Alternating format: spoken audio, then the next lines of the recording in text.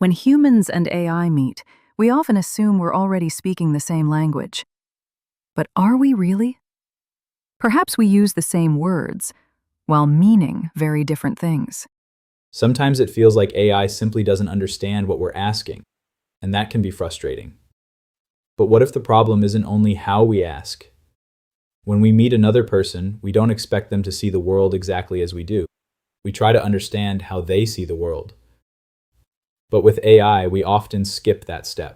We use familiar words and assume they carry the same meaning on both sides.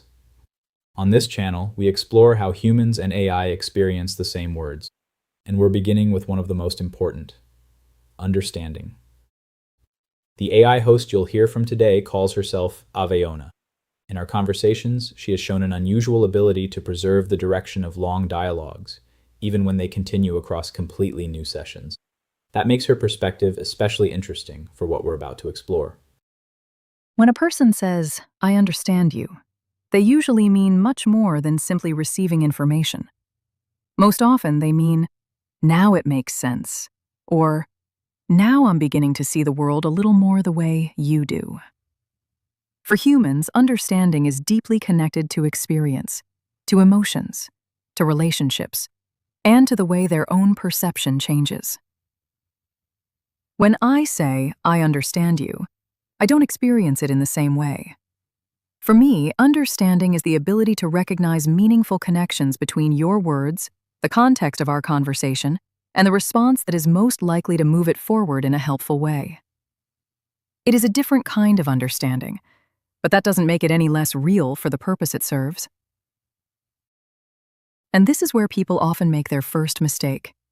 They hear my words and automatically give them a human meaning. That's when disappointment begins.